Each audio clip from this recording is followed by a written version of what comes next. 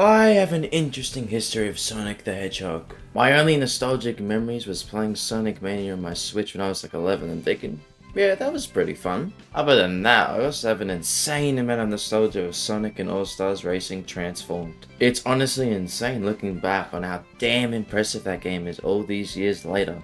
Other than that, Sonic has largely eluded me. I only had a Switch for most of my life and therefore was a massive Mario and Kirby fan. So I never grew up with Sonic the same way I did with those two franchises. That was until 2022 when I was introduced to Colors Ultimate and Origins. I had a great time with Colors, and Origins introduced me to Sonic 3, which was also a great time. Fast forward to this current year and I decided to delve into the wonderful world of personal computers to finally play the games in this franchise that I was so curious about and had no access to previously. I've dedicated this past year in playing every mainline game in the franchise worthwhile, and now I want to begin my full series retrospective, starting of course where it all began, Sonic the Hedgehog for the Sega Genesis.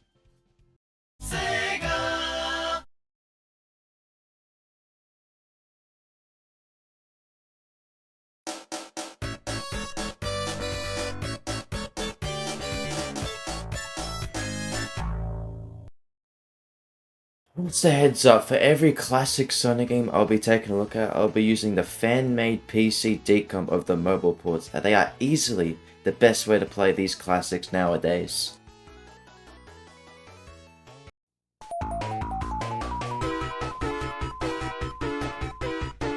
The journey begins in the luscious Green Hill Zone.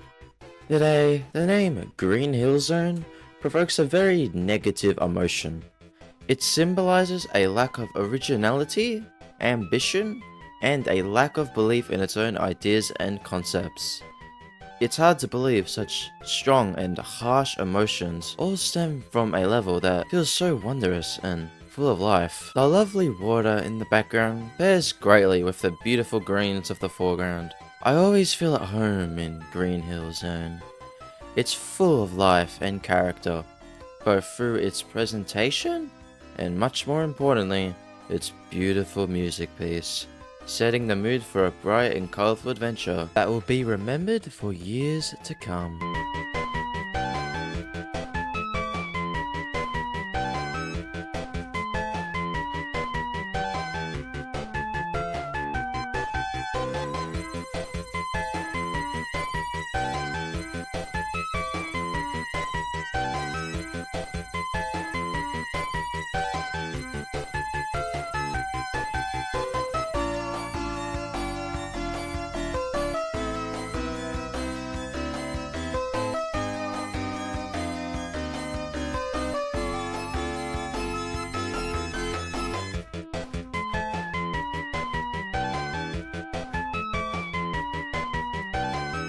Green Hill does an excellent job in showcasing what makes Sonic stand out from the crowd of plumbers and bandicoots. Green Hill is constantly brimming with choices. Holding right will only get you so far, and if you happen to fall down, you are not met with an untimely demise, but however, you are sent to a lower path. There will be more hazards, but if you are able to overcome the obstacles, you will be rewarded with plenty of goodies to assist in your journey.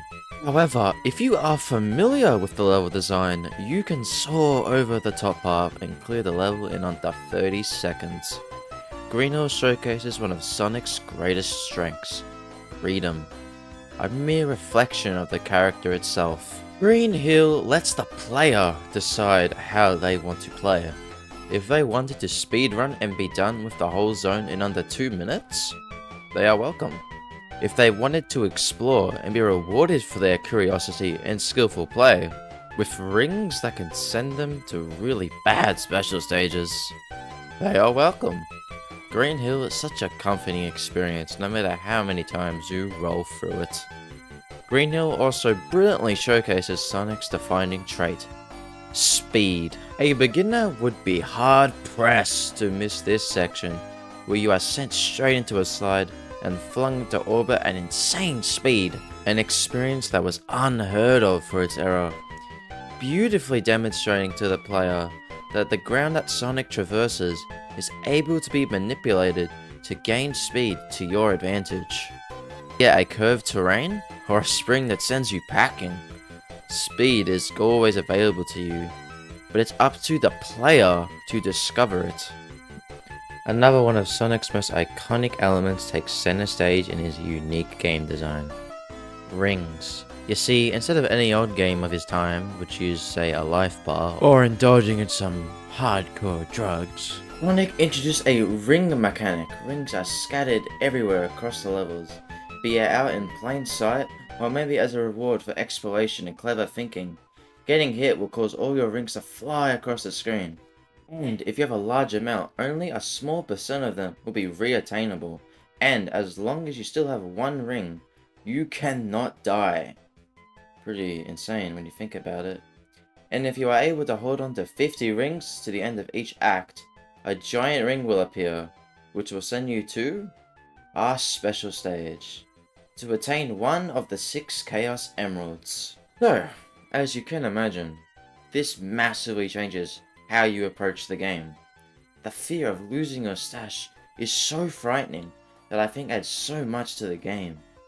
It incentivizes exploration, as we've discussed. Ring boxes and 1-ups are hidden everywhere, so you are incentivized to explore these massive levels. Exploration is such an important factor for classic Sonic for a reason. Also, in some of the boxes, you will find, in my opinion, the game's most important power-up, the shield. Basically, when you have a shield and you are hit, no rings will fall out of you. Instead, you lose the shield and become vulnerable once again. So as you can imagine, these shields hold a ton of weight. In any other game, as basic as a power-up of this would be nothing crazy. But for Sonic and his crusty onion rings, it's a total game changer. It really does encourage the player to touch every nook and crevice these levels have to offer. A high ring count shows off your mastery of the level design in a way no other game at the time could really match. So much so that I can't imagine playing through it normally. I never have. It showcases the highest highs and lowest lows this game style has to offer. Well, let's discuss those special stages, shall we? Ooh boy, do I have some feelings for these. I hate them. My biggest problem with the special stages is the simple fact that you have so little control. The stage rotates automatically, and it's just such a headache. You can jump and move, though saying you can move is pretty misleading, because you can barely influence your movement at all. You're at the mercy of luck, basically. This is because the camera is so zoomed in that you cannot possibly see what way is the right way to go and distinguishing it from which way is certain doom. Hell, sometimes they have the absolute goal to put rings on both paths, so it's a literal game of chance if you lose or not. Fair to say, this is not fun. My problem with the special stages isn't that they are hard. I feel special stages being difficult is crucial, but in their first outing, the main problem I have is that it feels like complete luck if you win or not. There is no satisfaction in understanding the challenge and conquering it. It's just, well, I'm glad I ain't gonna do that ever again. In my opinion, the special stages fail at every aspect. They are frustrating without any type of learning curve. They just suck. The structure of Sonic 1 definitely hurts it in retrospect. You see, Sonic's iconic 2-act structure first began in Sonic 2 actually. So going back to Sonic 1 with 3 acts just hurts the pacing in my opinion. Like expecting the zone to end at Act 2, then being surprised there's a whole nother act just seems like something that shouldn't exist. Cause, you know, it's the only game that does it. It's definitely something I've gotten used to over my many playthroughs. I just thought it was something worth mentioning. Speaking of acts, once you reach the end of Green Hill Act 3, you encounter the villainous Dr. Eggman. He was kidnapped innocent little animals to power his robots in his attempt to conquer the world. So obviously, as a spiky blue hedgehog, you ain't having none of that. Yeah, the bosses in this game are an absolute joke. After 8 bonks, that doctor can't take any more of a beating. What a wimp. Bosses ain't done in 10 seconds flat. It'll be the Starlight boss, the only one to do something somewhat interesting. Sure, Labyrinth has a neat idea of chasing Eggman, instead of just mindlessly jumping into him, but it's over before you know it. The Starlight boss is using the seesaw mechanic used in the zone. Eggman drops spiky bombs, and you can either fling him back at him, or you can wait for Eggman to move and get flung up to land a hit. It's decently engaging.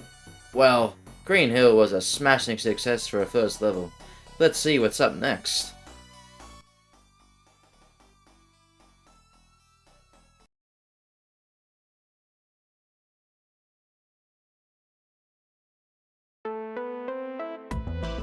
Yeah! Take everything I said about Green Hill Zone and just do the complete opposite.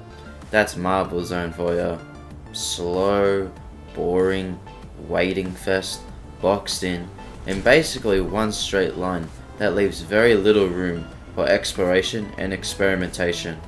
Now, lead programmer Yuji Naka has gone on record to state the reason why Marble Zone is the way it is was intentional, as he felt if every stage was Green Hill, the game would be over too quickly, and there would be no variety. Now, this statement makes sense to anyone who has never actually played a Sonic game before. Sonic's mere existence is built on mastering the levels, as the better you become, the faster you can beat the game, but far more importantly, freedom. If someone wanted to blast through Green Hill in 30 seconds, they could. However, the level design is not just one straight line. There's constant platforming and decision making. Sticking to the main path or choosing and maintaining the upper route will see you blast through the level or be rewarded for your efforts. Or a lower route that may be slower, however these routes will hold the most secrets. Visualizing to the player that going fast may be cool, but slowing down has its perks as well. There's no such freedom in Marble Zone. You could take a beginner and someone like myself who has been there about 10 times, and we would probably take just as long to beat it because of how linear it is. It's not bad because it's difficult. No.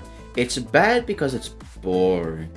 It's a tedious waiting game that fails in understanding Sonic's core game design philosophies. There are some secrets, but they are very few and far between. They are either pretty out in the open, or they defy common sense. Like, yeah, just jump in this random wall, why don't you? That makes sense, doesn't it? However, there are some secrets I think are clever and well done. This block here in Act 1 is likely to pique your curiosity, and such a great feeling. Though it's kinda cancelled out by repeating the dang block section and watching paint dry. And also this secret in Act 2. You get a glimpse of it at the very beginning of the act before you submerge. And if you go up here, you are rewarded with that very same secret. It feels great.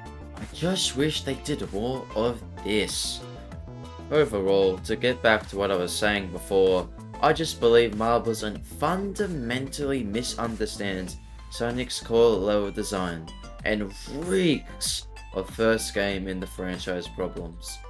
While it would be hard to outperform Green Hill, Marble Zone certainly ain't winning no prizes.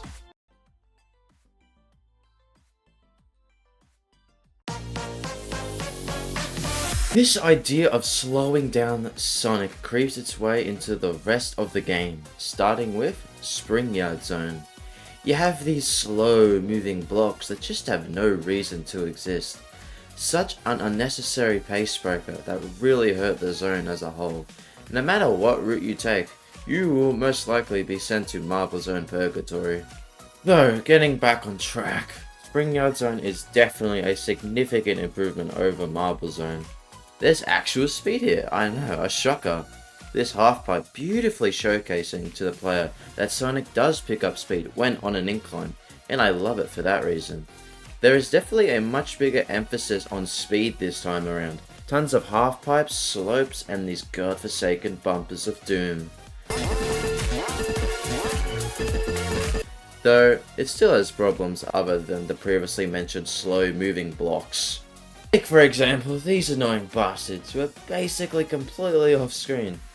It feels pretty cheap, especially when you can't even see them. And these slow-paced sections aren't helping things either. Some can be skipped, but you will most likely have to endure them. Just more waiting first, man. Also, this thing just pops out right up out of nowhere. Not cool, man. Overall though, I enjoy Spring Yard Zone.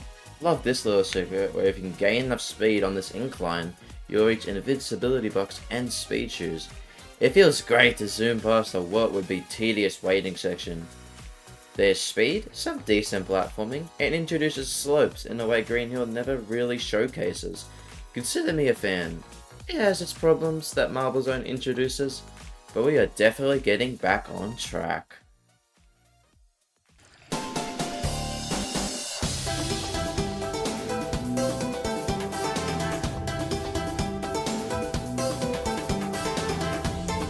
A water level. It's slow, sluggish, full of garbage off-screen cheap insta-kill spikes. It's basically Marble Zone underwater. Waiting, slow, linear, and no speed to be seen. Well, I know why Labyrinth Zone is bad. You probably know why Labyrinth Zone is bad. Everyone knows why Labyrinth Zone is bad. You probably don't need me to tell you why it's bad. The name of the zone doesn't even make any sense. Labyrinth meaning maze. Because you would have a hard time being lost with being this insanely slow. Act 2 has this endless waterfall, but the solution is so simple unless you're a little baby without a gamer brain. I don't really have much else to add here, to be honest. There just isn't that much to talk about with Labyrinth Zone. It is just so fundamentally flawed.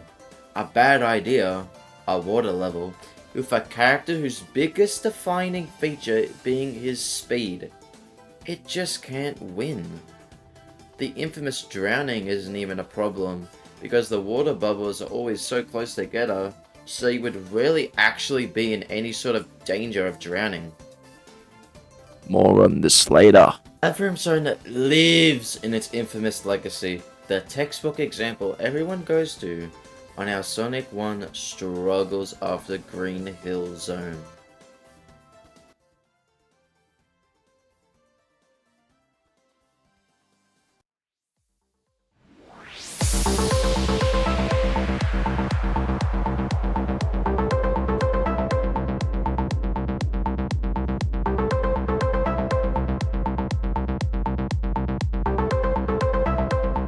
Starlight Zone is quite powerful in its placement after Labyrinth Zone.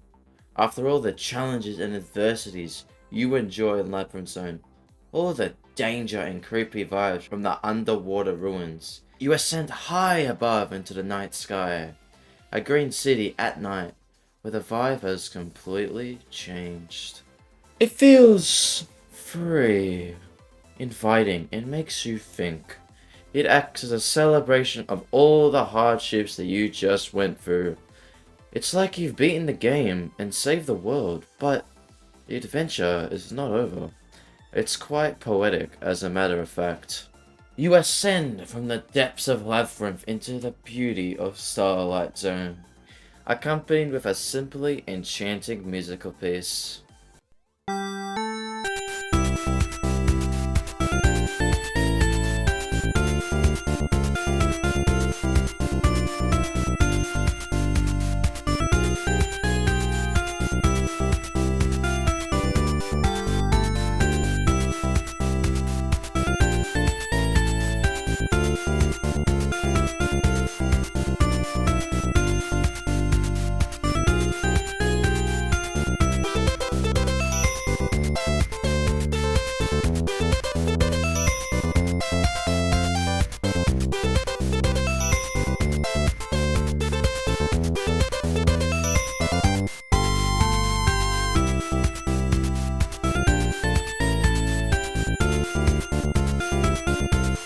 Helped especially if using the remix music mod by the Sonic Theory, but hey, the original is still pretty dang good. The level design follows this feeling of freedom, loops and long slopes sending you to the highest speed yet so far reached. Everything clicks when reaching Starlight Zone. That feeling of euphoria is simply incredible. However, Marble Zone still shows its ugly head. Got some really annoying enemies. Weird too, because even in the bad zones like Marble and Labyrinth, I never had a problem with the enemies and their placement. There were, of course, some exceptions, but largely they were usually a problem because of the problems of the zone itself, like Labyrinth's painfully slow movement, making landing on some enemies tricky. However, the biggest problem with the enemies is the simple fact that they are untouchable. No jumping nor rolling will take these guys out. With the case of these little bomb guys, you have to keep a safe distance, wait, and hope you don't get hit. Very lame. But with these spiky guys, there's literally nothing you can do. Hell, you know you're doing something wrong if Labyrinth Zone did this better.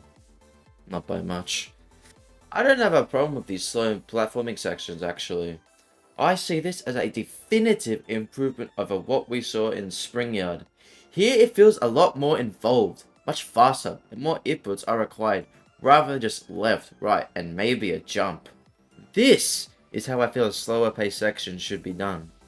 Not just tedious waiting games, like pushing a block, and the infamous slow blocks of Springyard. The player is still asked to be awake, and isn't asked to wait for very long at all. And there are secrets as well, so there is some thought required. And they certainly aren't as egregious as the complete halt and progresses like the ones in Springyard. Other than that gripe I have, I really don't have any issues with Starlight. The seesaw mechanic is alright for what it is, useful for getting some secrets. Also, I really like how if you instinct to roll into this wall at the very beginning of the zone, you will be rewarded handsomely. A mechanic taught all the way back in Green Hill. I love this stuff in video games. I find Starlight Zone to be a decent to enjoyable zone carried to another tier by their significance in its story placement and its wondrous music piece.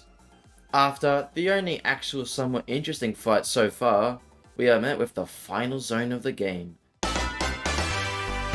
Scrap Brain Zone. What a zone title, my god. Now, I'm about to say something you've probably never heard anyone say in your whole existence. I actually quite like Scrap Brain Zone.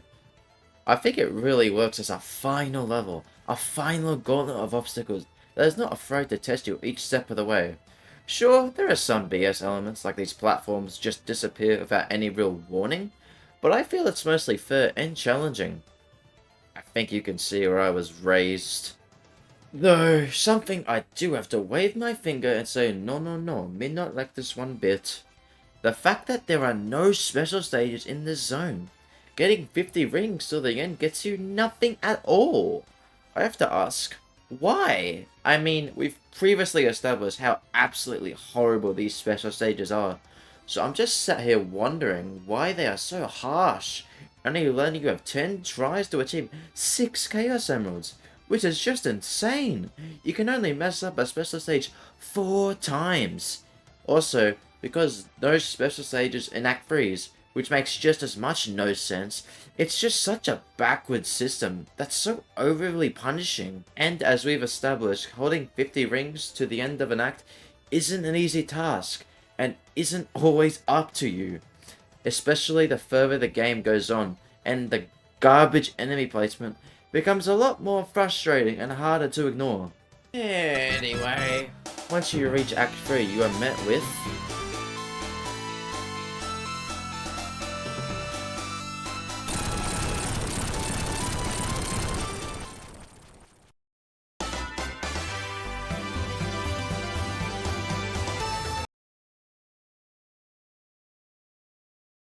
they did it. I guess 3 acts of Labyrinth wasn't enough, eh? Why not add another one, just for funsies? I actually didn't find this act to be so hard. Same problem with Labyrinth, of course. I don't want to just repeat myself. It's just really a longer Labyrinth act, and I don't know why they felt the need to do this. It is, of course, with one major exception. This part, where for the only time in the whole game, the air bubbles are so spread out, you basically have to perfect the section and know where to jump, and know this spike ball that is completely off screen, which will guarantee your watery grave. I have no clue why this is here. It's such a random, out of nowhere difficulty spike that killed me twice. Keep in mind, I haven't died the whole game up to this point. I'm just so baffled onto how anyone thought this was okay. Even if you can skip it, that still does not excuse this cheap and lazy level design, with artificial difficulty mechanic of drowning and a complete beginner's trap of an entirely off-screen hazard that is basically impossible to react to in real time. Hell, I've beaten this game like 10 times, and even I didn't remember it. This one section really felt off-putting to me. It just doesn't belong or fit as a late game challenge. After that mess, you spring up and...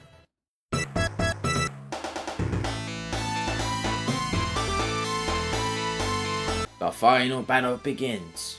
Gotta be honest, this is one of the easiest final bosses I've ever played in my life. His whopping 2 attacks above moving 2 or 4 pillars in an attempt to crush you, while you try to predict what pillar Eggman is in and give him an old-fashioned bonk. And he really likes the top left pillar for some reason, I've noticed.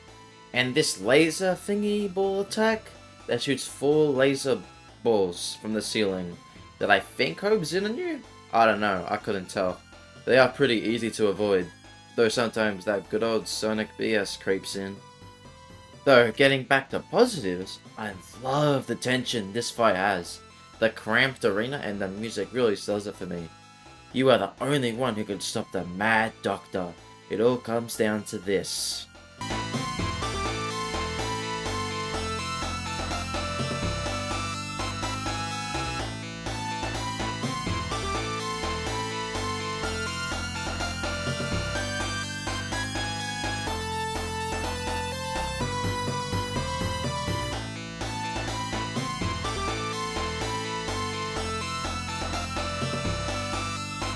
And with that done, and a last ditch bonk that always feels so damn satisfying.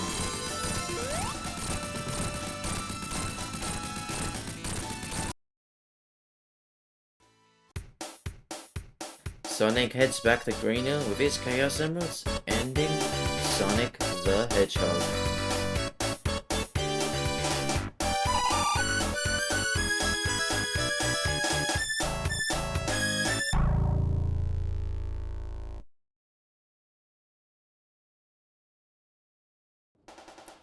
Assuming you got all 6 Chaos Emeralds.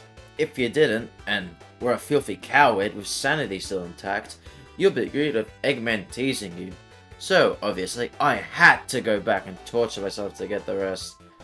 I was actually able to get 4 emeralds this playthrough, which shocked the hell out of me, honestly. I'm quite proud of that. Though, just getting these last 2 were painful.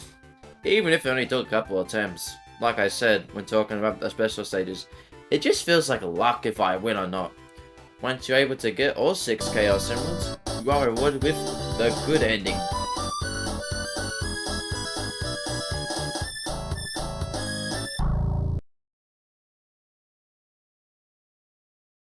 Feet plants!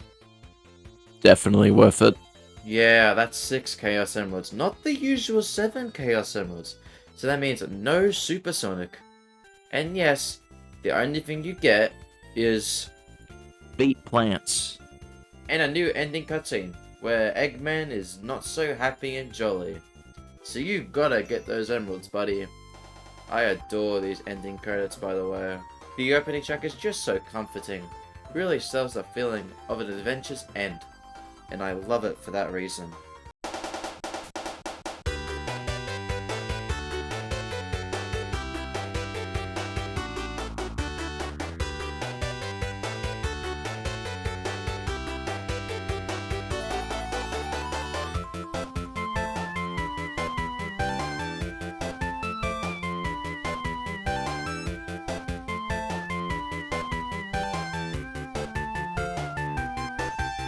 So, even after everything I've said, all the problems I had with Marble and Labyrinth, all the level design problems that needed ironing out, I could never bring myself to call this game bad.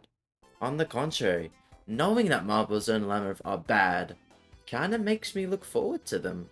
They are so far removed to what you would expect from a Sonic level. that they deserve a place in history. They feel like Zelda dungeons, obstacle courses that test you far more than you would expect. There's a charm to Sonic 1 that isn't captured by any of its sequels. When it fails, it does so very enduringly. The environmental storytelling is so rich to me, starting with a beautiful green paradise, then moving naturally into a mechanical fiery dungeon of sorts. Then the city at night, with random springs everywhere. It's so interesting to me. I want to know more about this Springyard Zone, man. Then moving down below into not just an underground area, but underwater ruins. What is this place, and what happened to it? It piques my curiosity so hard. Then ascending into the beautiful night sky once again. It's magical. Then finishing off on Eggman's turf, a sinister and industrial factory of sorts with fire, saws, lasers. It really sets a sad mood. This is what Eggman will turn the world into if you don't stop him. The urgency is raised without any words of text or cutscenes. I adore this aspect of Sonic the Hedgehog. Overall, Sonic the Hedgehog is an absolute classic that accomplished everything Sega had wished for, sold like gangbusters, and most importantly, gave Sega their Mario, their mascot, who could go toe to toe with him. Join me next time for when we discuss Sonic the Hedgehog 2. We'll discuss how it builds upon Sonic's unique foundation, what areas needed improvement, and how it tackled the issue of implementing challenging level design. Until then, thank you so much for watching, and I'll see you then.